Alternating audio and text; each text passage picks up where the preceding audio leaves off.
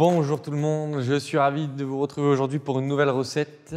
Aujourd'hui, je vous propose un velouté de butternut avec une salade croquante de topinambour à la noisette du Piémont. Donc pour cette recette, nous aurons besoin d'une pièce de butternut, 10 centilitres de crème, les noisettes, de l'huile de noisette, des topinambours et un oignon rouge et un peu d'ail.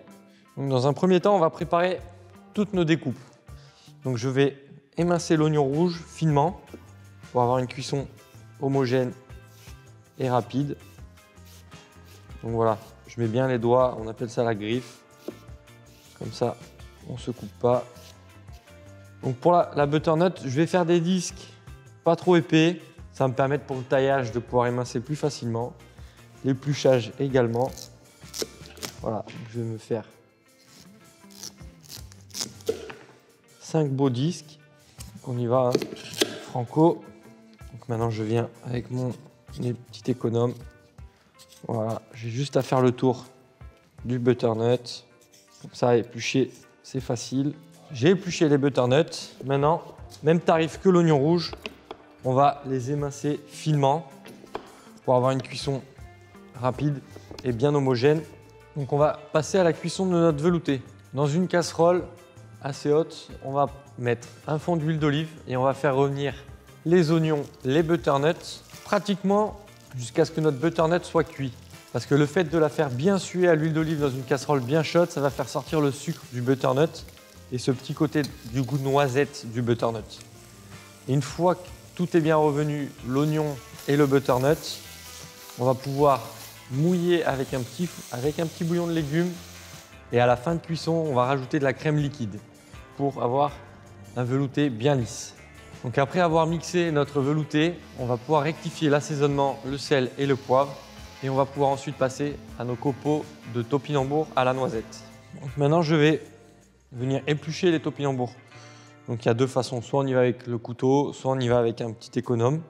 On vient légèrement avec la lame enlever cette peau pour faire attention parce que le topinambour, ça vient de la terre, ça fait partie des légumes oubliés. Et pour être sûr qu'il ne va pas rester de la terre, on va la mettre dans de l'eau, de préférence froide pour bien la rincer. On va préparer nos topinambours. Donc à l'aide d'une mandoline japonaise, je vais venir faire des belles tranches fines de topinambour. Donc le plus fin possible, un maximum 1 cm d'épaisseur. Donc voilà, après avoir taillé nos topinambours bien réguliers, bien fins, on va rajouter quelques éclats de noisettes. Donc pour ce faire, je prends mes petites noisettes du Piémont, j'appuie, voilà, pour que ça me fasse une noisette concassée. Moi, je vais mettre 3 noisettes concassées avec mes topinambours, un coup de moulin à poivre pour ajouter un peu de peps et je vais assaisonner le tout à l'huile de noisette. On mélange bien et maintenant, on va pouvoir passer au dressage de notre assiette. Donc maintenant qu'on a nos topinambours, on va pouvoir passer au dressage de notre assiette. Donc on va dresser dans le fond d'une assiette creuse, j'ai utilisé. On va dresser le fond du velouté.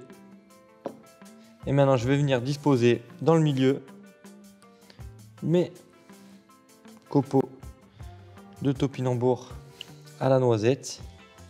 Avec la crème qui me reste, je vais venir faire un petit trait pour la couleur, pour le visuel.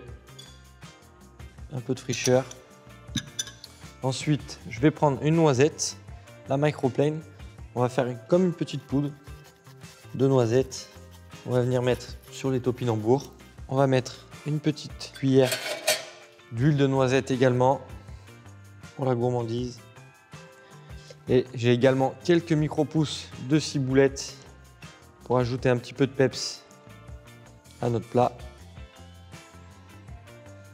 Et donc voilà ma version du velouté de butternut avec une salade croquante de topinambour à la noisette du Piémont.